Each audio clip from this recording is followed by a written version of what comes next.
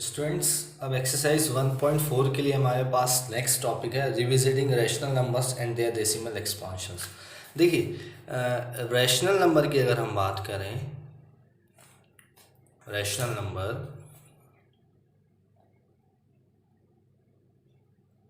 तो rational number कौन से नंबर्स होते हैं? उसमें दो कंडीशन है रैशनल नंबर्स में। पहली कंडीशन ये है कि एक तो हमें टर्मिनेटिंग मिल जाए, टर्मिनेटिंग डेसिमल एक्सपेंशन मिल जाए, पी बाई क्यू क्या हो, टर्मिनेटिंग हो। दूसरा, अगर नॉन टर्मिनेटिंग हो रहा है, नॉन टर्मिनेटिंग हो रहा है प्लस नॉन टर्मिनेटिंग के साथ क्या होगा, रीअकरिंग होगा। ठीक है, क्या होगा, recurring decimal expansion. P by Q क्या होगा, recurring non terminating decimal expansion. तो ये कंडीशन थी रैशनल नंबर्स के लिए। तो अभी फ़िलहाल जैसे हम एक्सरसाइज देखेंगे 1.4, तो हमें कुछ क्वेश्चंस को डायरेक्ट देख के बताना होगा कि वो rational decimal terminating decimal expansion देंगे क्या, ये वाली कंडीशन। और टर्मिनेटर डेसिमल एक्सपांशन की कंडीशन देंगे तो वो क्या होंगे, बताइए, वो रैशनल नंबर्स होंगे। तो अभी हम देखते हैं टर्मिनेटिंग डेसिमल एक्सपांशन की कंडीशंस किस किस, मतलब क्या कंडीशन फॉलो होती है उसके लिए। देखिए, मैं आपको एक एग्जांपल दे रहा हूँ। हम नंबर को देख के, जैसे हमारे पास सपोज नंबर दिया हुआ है, कुछ भी दिया हुआ है, सपोज दिया हुआ है 108 बाई 10/10⁻3। तो ये अगर हमको नंबर दिया हुआ है तो हम इसको कैसे पहचानें कि टर्मिनेटिंग डेसिमल एक्सपांशन होगा कि नहीं होगा। देखिए, कभी भी किसी डिनोमिनेटर में अगर 10 की पावर या 10 में कुछ भी हो, 10 एनीथिंग हो, एनी पावर हो, या 10 अकेला हो, 10⁻1 हो, तो वो आपको टर्मिनेटिंग डेसिमल एक्सपांशन 100% देगा। तो एक तो बात ये हो गई कि 10 डिनोमिनेटर में हो, 10⁻m लिख लेते हैं हम लोग। यहाँ पे क्या लिख लेते हैं, 10⁻m। तो अगर 1 या कोई भी नंबर न्यूमरेटर में, p मैं यहाँ पे लिख देता हूँ, q क्या हो, 10 समथिंग में हो, तो वो आपको हमेशा क्या देगा, टर्मिनेटिंग डेसिमल एक्सपांशन। अब हम समझते हैं कि सर 10 को बस देख के हम समझ जाएंगे कि वो टर्मिनेटिंग डेसिमल एक्सपांशन होगा। नहीं, 10 के जो फैक्टर्स हैं वो भी कंडीशन फॉलो अप होनी चाहिए। अब 10 के फैक्टर्स कौन कौन होते हैं? 10 के फैक्टर्स होते हैं 2 और 5। तो अगर डिनोमिनेटर में 2 आए या 3/2m, कोई भी पावर हो 2 की, इसके साथ 5 के लिए भी सेम कंडीशन है। सपोज मैं यहाँ पे 3/5 लिखता हूँ और 3/5, अब यहाँ पे मैं n पावर लिख रहा हूँ, तो मतलब हमें अपॉन में ये मिल जाए 2m या 5n मिल जाए, या ये दोनों मल्टीपल्स में मिल जाए, जैसे 3/2m इंटू 5n। अगर ये ऐसी कंडीशन मिल जाती है, इसके अलावा और कोई नहीं, 3 केसेस, या तो 2m या 5n या 2m इंटू 5n, इसके अलावा कोई भी नंबर होगा तो वो टर्मिनेटिंग डेसिमल एक्सपांशन नहीं देगा। और इनके साथ अगर कोई एक्स्ट्रा नंबर मल्टीप्लाई भी होगा तो वो आपको टर्मिनेटिंग डेसिमल एक्सपांशन नहीं देगा। ठीक है, तो ये मैं आपको पूरा बुक का ही बता रहा हूँ। ठीक है, जैसे अगर हम एग्जांपल समझे 7/2 इंटू 5, सपोज ये अगर आपको दिया है तो आपको बताना है कि टर्मिनेटिंग डेसिमल एक्सपांशन होगा क्या। बिल्कुल होगा, क्योंकि यहाँ पे 2m है और 5 है, जो कि n हो गई, n पावर n कितना हो गया 1 और m कितना हो गया 4, तो ये आपको टर्मिनेटिंग डेसिमल एक्सपांशन देगा। ठीक है, तो ये बहुत सिंपल क्वेश्चन है। और हम अब इसको थ्योरम के थ्रू देखें तो आपको थ्योरम 1.5, थ्योरम 1.6 और थ्योरम 1.7 एक्सप्लेन्ड है बुक में, पेज नंबर 16 और 17 में।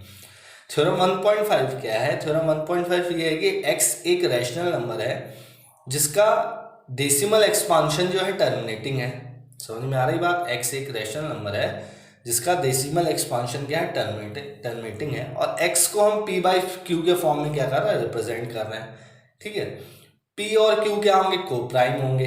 ठीक है, कोप्राइम होंगे, और उनका जो प्राइम फैक्टराइजेशन, यानी आप अगर q के प्राइम फैक्टर्स निकालो, q यानी अपॉन में, वो या तो 2 अब यहाँ पे बुक में आपको ऐसे एक्सप्लेन्ड है 2n इंटू 5n, तो कोई दिक्कत नहीं है, इससे कुछ फर्क नहीं पड़ता, आप n इसको भी लिख सकते हो, m इसको भी लिख सकते हो। तो प्राइम फैक्टराइजेशन ऑफ क्यू क्या होगा, या 2 टू दी पावर एन और 5 टू दी पावर एन। मतलब कोई भी ऐसा एक नंबर है एक्स, रैशनल नंबर, जो p बाई क्यू के फॉर्म में रिप्रेजेंट है, और p और q क्या है, को प्राइम है, और जो x है वो टर्मिनेटिंग डेसिमल एक्सपांशन है, यानी डेसिमल एक्सपांशन क्या है उसका, टर्मिनेटिंग।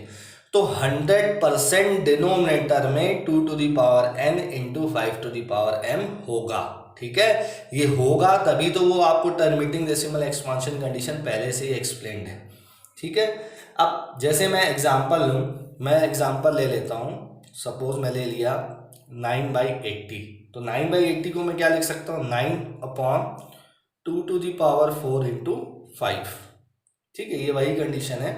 तो यहाँ पे देखिए, यहाँ पे मैं यहाँ पे एक चेंज ये कर सकता हूँ, देखो 9 इंटू 5 टू दी पावर 3 ऊपर मल्टीप्लाई करा दूँ, और 5 टू दी पावर 3 नीचे मल्टीप्लाई करा दूँ, तो ये हो जाएगा 9 into 5 to the power 3 upon 2 to the power 4 into 5 to the power 4। और ये देखिए ये क्या मिल रहा है, 9 into 5 to the power 3 upon, ये कितना आ रहा है, पावर आप ओवरऑल लिख सकते हो, पावर कितनी हो जाएगी, 10 टू दी पावर 4। अब देखिए ये 10 पे आ गया, और हमने स्टार्टिंग ही यहीं से की थी कि अगर किसी भी नंबर के नीचे 10 आता है, कोई भी पावर हो 10 की, तो आपको टर्मिनेटिंग डेसिमल एक्सपांशन 100% मिलेगा, टर्मिनेटिंग डेसिमल एक्सपांशन मिलेगा। तो ये बेसिकली है क्या, ये 10 ही तो है, ये क्या है, 10 के ही फॉर्म में। अब न्यूमरेटर से हमको कोई मतलब नहीं है, न्यूमरेटर से हमको कुछ नहीं करना है, हमको किससे मतलब है, हमको डिनोमिनेटर से मतलब है।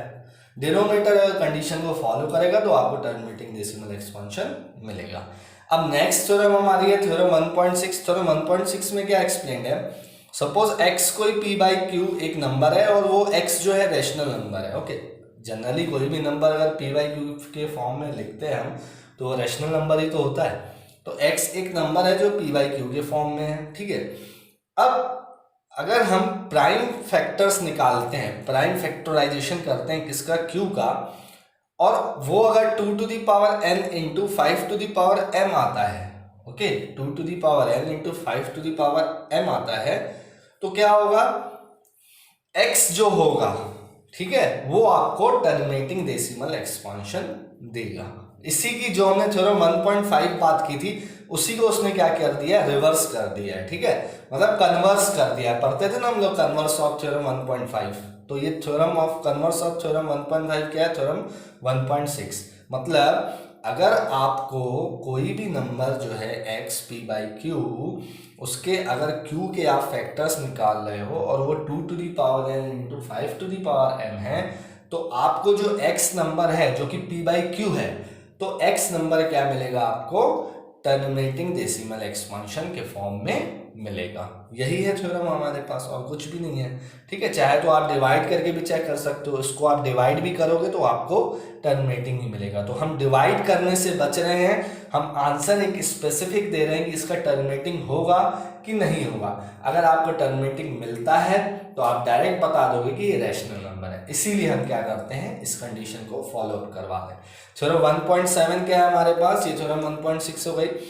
थ्योरम 1.7 क्या है, अगर x एक p बाई क्यू नंबर है, रैशनल नंबर है। ओके, अब जो हम कंडीशन डिस्कस करेंगे वो दूसरी कंडीशन डिस्कस करेंगे रैशनल नंबर में, कि x एक हमारे पास p बाई क्यू के फॉर्म में क्या है, नंबर है। ठीक है, रैशनल नंबर है।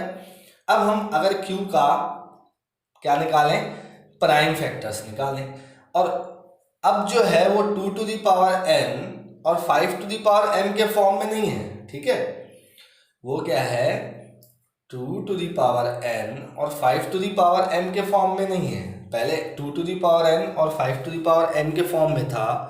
ठीक है, 5 टू दी पावर m के फॉर्म में था, अब वो इस फॉर्म में नहीं है, इज नॉट। मतलब फिर से सुनिए, x एक हमारे पास रैशनल नंबर है। ठीक है, ये पहले से स्पेसिफाइड हो चुका है कि x हमारे पास रैशनल नंबर है। हम फैक्टर्स निकाल रहे हैं q के, और वो इस फॉर्म में नहीं है। ठीक है, तो जो आपको x मिलेगा, x का डेसिमल एक्सपांशन मिलेगा जो p बाई क्यू है, वो नॉन टर्मिनेटिंग रिपीटिंग होगा या फिर नॉन टर्मिनेटिंग रीअकरिंग होगा। देखिए बहुत सिंपल सा कॉन्सेप्ट है, हम यहाँ पे डिस्कस करते थे नॉन टर्मिनेटिंग प्लस रीअकरिंग। ये कब कंडीशन होती थी, जब हमारा जो Q है, मतलब क्या होगी इसको समझिए, Q जो हो 2n और 5m के फॉर्म में नहीं हो तो वो नॉन टर्मिनेटिंग होगा, प्लस रीअकरिंग होगा। अब ये रीअकरिंग क्यों बात की हमने, क्योंकि उसने पहले स्पेसिफाई किया है कि x क्या है, रैशनल नंबर है। अगर वो x स्पेसिफाई नहीं करता, सपोज वो इररेशनल बोलता, तब हम नॉन रीअकरिंग बोलते। तो x उसने स्पेसिफाई कर दिया recurring plus non terminating decimal expansion आपको हमेशा किसकी कंडीशन मिलती है, रैशनल नंबर की कंडीशन मिलती है। ठीक है, तो ये भी एक हमारे पास थ्योरम हो गई, थ्योरम 1.7। अब एक्सरसाइज 1.4 में अगर हम देखें तो बहुत इजी एक्सरसाइज है 1.4, सबसे इजी एक्सरसाइज है 1.4। 1.4 एक्सरसाइज में क्या है कॉन्सेप्ट समझिएगा। 1.4 में अगर आपको देखिए सपोज क्वेश्चन दिया है, मैं 7th क्वेश्चन लेता हूँ या और कोई भी क्वेश्चन ले सकता हूँ। सपोज मैंने 9th क्वेश्चन ले लिया। 9th क्वेश्चन में 35 अपॉन क्या है 50। अब देखिए इसको मैं Q के फैक्टर्स निकालता हूं, तो ये 35 अपॉन क्या आएंगे फैक्टर्स, 5 इंटू 10, और 5 इंटू 10 को क्या लिख सकते हैं हम लोग, 5 स्क्वायर इंटू 2। तो ये देखिए क्या है, देखिए इधर समझिए 35 अपॉन, यहाँ पे इक्वल साइन लगाता हूँ, ठीक है, ये दिस इम्प्लाइज नहीं लगाना, इक्वल लगाऊंगा, ये 2 to the power 1 into 5 to the power 2। तो देखिए 2 टू दी पावर n और 5 टू दी पावर m के फॉर्म में है। ठीक है, तो ये बताइए क्या होगा, टर्मिनेटिंग डेसिमल एक्सपांशन होगा कि non terminating repeated decimal expansion होगा। ये क्या है, टर्मिनेटिंग डेसिमल एक्सपांशन होगा। ठीक है, ये आपको बताना था। Without actually performing the long division, state whether the following rational numbers will have a terminating decimal expansion और non terminating repeating decimal expansion. तो यहाँ पे आपको ये फॉर्म मिल गया। अगर ये फॉर्म मिल जाता है तो वो क्या हो जाता है, टर्मिनेटिंग डेसिमल एक्सपांशन। ठीक है, रैशनल नंबर का टर्मिनेटिंग डेसिमल एक्सपांशन फॉर्म है। अब दूसरा क्वेश्चन अगर हम देखें, सपोज हम देख लेते हैं 7th वाला। 129 upon 2 to the power 2, 5 to the power 7, 7 to the power 5। अब यहाँ पे देखिए 7 to the power 5 extra number आ गया है। Q 2 to the power m into 2 to the power n into 5 to the power m के form में नहीं है, ये कुछ अलग फॉर्म में है। तो जब ये फॉर्म को नहीं फॉलो करेगा, ये एक दूसरा फॉर्म आ जाएगा, तो आपको कौन सा मिलेगा, non terminating repeating decimal expansion. क्या मिलेगा, non terminating repeating decimal expansion. तो ये था टर्मिनेटिंग डेसिमल एक्सपांशन, और ये क्या होगा, non terminating repeating decimal expansion. मैं शॉर्ट फॉर्म में लिख रहा हूँ। ठीक है, ये मैं शॉर्ट फॉर्म में लिख रहा हूँ। जैसे और कोई क्वेश्चन है हमारे पास, 10th है 77 अपॉन 210। तो ये क्या होगा, देखिए 77, अगर हम इसके फैक्टर्स निकालें तो क्या 7 3 से 21 इंटू 10, 7 इंटू 3 इंटू 2 इंटू 5, यही होंगे इसके फैक्टर्स। तो यहाँ पे इसके साथ आपको एक्स्ट्रा नंबर मल्टीप्लाई मिल रहा है, तो ये भी कौन सा होगा, non terminating repeating decimal expansion. बस इस एक्सरसाइज में इतना ही है। क्वेश्चन ट्राई करिएगा, जो क्वेश्चन नहीं बनता तो मैं आपको एक्सप्लेन करूंगा। फिर सेकेंड क्वेश्चन इसका क्या है। अब आपको सेकंड क्वेश्चन में, ये फर्स्ट क्वेश्चन था हमारे पास, सेकंड क्वेश्चन में आपको क्या करना है, सेकंड क्वेश्चन में आपको डेसिमल एक्सपांशंस लिखने हैं। ठीक है, write down the decimal expansion of those rational numbers in question number first above which have a terminating decimal expansion. जिनके भी टर्मिनेटिंग डेसिमल एक्सपांशन है, आप यहाँ से निकाल लो, तो उसको क्या कर दो, डिवाइड कर दो, वही आपका क्या हो जाएगा, आंसर हो जाएगा। ठीक है, आपको डिवाइड करना है, जो आप करते आ रहे हो अभी तक। तो क्वेश्चन सेकंड में आपको यही करना है। क्वेश्चन थर्ड में क्या करना है, क्वेश्चन थर्ड में आपको बताना है following real numbers have decimal expansion as given below. In each case decide whether they are rational or not. If they are rational and in the form of p by q, what can you say about the prime factors of q? आप q के prime factors के बारे में क्या कह सकते हो, ये आपको बताना है।